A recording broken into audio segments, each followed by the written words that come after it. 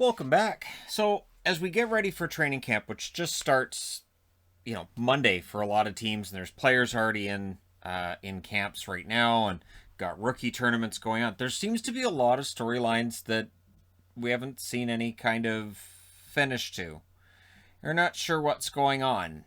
We're not sure what the plan is, and they range from kind of trivial to ones that seem kind of important to have answered before the season starts or very early in the season in a couple of cases. So I've come up with questions from 1 through 8, and 8's the most trivial, I think, and number 1's the most important one that's still out there. That at the end of the season we might have looked at and said, well, that'll be fixed before we get into training camp, and now here we are. Number 8. I went with this one because I know they haven't got one yet, and I've seen a lot of debate about what Seattle's mascot might be, from Davy Jones potentially being the mascot to whatever you can do with the Seattle Kraken name, whatever kind of nautical thing you can come up with for their mascot, but they don't have one yet. So again, this is to me the most trivial, but it's still an unanswered question of, okay, so everybody's got a mascot except Rangers. And the Rangers, I've had ideas for how to make a mascot work, but hasn't happened yet. So Seattle mascot question is still out there. And again, trivial, sure. But is it a question? Yes. And did Gritty raise the bar, as some say that it did? Is it a matter of now you're not just bringing out a cutesy little mascot, you're now trying to get one that's maybe even more terrifying or entertaining than Gritty, and good luck with that. Number 7.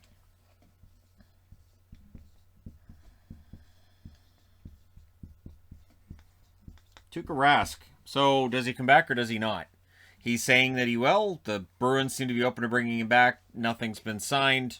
Everything's still out there. And so, for the Bruins, who are going into this season with Jeremy Swayman and Linus Ullmark as the goaltending tandem, and that goaltending tandem could be good enough. That absolutely could be good enough to get them in the playoffs. And it might be interesting to see how Ullmark or Swayman would respond to being a starter in a playoff series. But Rask could return in January and change the whole storyline. So, does Tuukka Rask return or not? We don't know. And I'm kind of surprised that we didn't have a definite retirement or return by now. Number 6. So, the Coyotes are getting booted out of their building. And Coyotes fans will mention, well, we're going to Tempe. So, the Tempe building's happening. But there are still some I's to be dotted, T's to be crossed, studies to be done, and it's not 100%. I mean, should it happen? Sure, absolutely it should happen. But until it's actually officially done, the Coyotes and their fate in Arizona is still kind of up in the air. So I only have this at 6 because I understand that, with the plan to put the building in Tempe and invest the money in it, that should happen. But again, it's not 100% that it's going to. Number 5. 4 letters. And LTIR is encompassing a lot of things. There are teams that are going to use LTIR to get under the cap. How many storylines is that going to change? Which players are going to be on LTIR to start the season? And not only that, but the ones that go on LTIR, how many of them are gone for the whole year?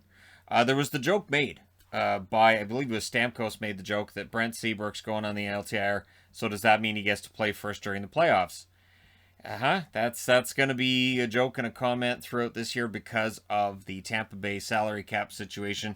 And the LTIR is supposed to take care of a lot of the teams that are currently above the cap. At last check on Cap Friendly, there are 10 teams, 10, who are sitting above the salary cap. So LTIR is going to be used to get a lot of them under the cap. And then we get into that debate about true money being spent versus what the salary cap expenditure is. Number 4. And to me, this one's interesting because I haven't heard... I've heard St. Louis say that they expect Tarasenko to be there and play for them. I haven't heard Tarasenko necessarily rescinded his trade request. So, it's still out there. So, does he start the season in St. Louis? Does he stay on the block? What happens? It's a question I have with Tarasenko. And I'm not sure. I mean, and for all we know, he could play the whole season in St. Louis. He could really enjoy it, and everything could be absolutely fantastic for him. So, yeah, you guys can let me know in the comment section below how you feel that might turn out. Number 3. So, I don't think that we expected that the Blackhawks investigation would necessarily be a short one. The independent investigation, and or whether or not we feel that it's independent, or if the Blackhawks running the investigation means that it may not be as independent as we'd want it to be, it's still going on. And I haven't heard anything about it wrapping up. There's still, stuff going on there.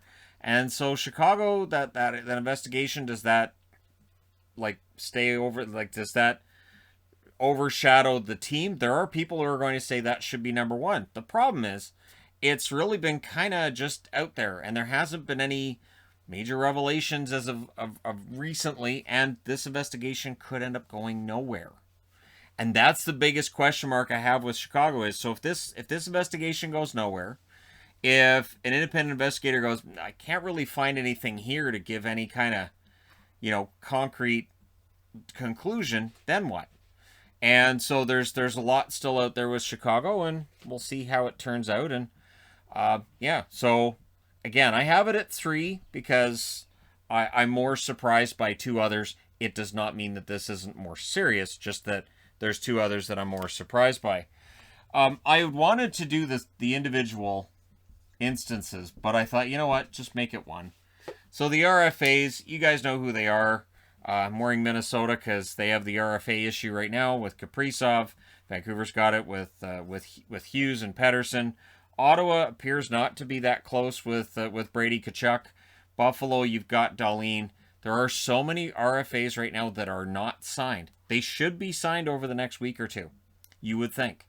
But I would have been guessing before the summer started that they would have been signed by mid-August. I'm very surprised none of them are signed. And we kept hearing, well, they're going to wait for precedent. Well, some RFAs have signed since then, but I guess that's not the precedent they wanted. Now there's talk of Kaprizov being the precedent for Pettersson. Well, what's the one for Hughes? So there's a lot of question marks out there when it comes to the RFAs, who signs for what. And so some of these are probably going to linger into the season. And if they miss training camp, it's going to hurt their ability to jump right into the lineup when they do sign that contract and be able to get up to speed.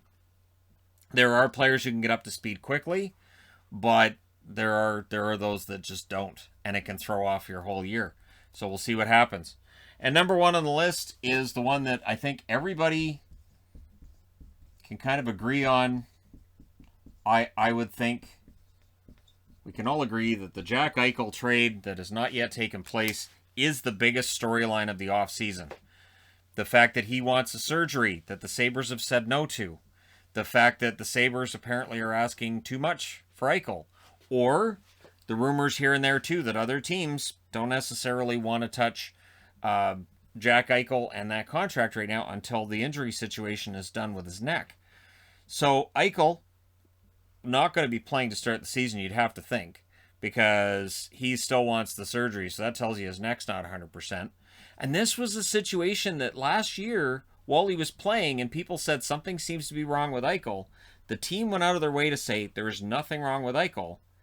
And then he was out of the lineup seemingly within a week or 2. And it's all blown up into this. So the Jack Eichel trade that has not yet taken place, to me, is the biggest story of the offseason that is still unresolved. The one that we had expected to be resolved maybe at the draft table. Okay, well, maybe during UFA, teams have a lot of cap space, they'll figure it out. And whether it's Vegas that's been tied to Eichel, whether it's the Rangers, whether it's whoever, right? Montreal. Fans in Montreal would love to fantasy book a trade for Eichel. But it still hasn't happened.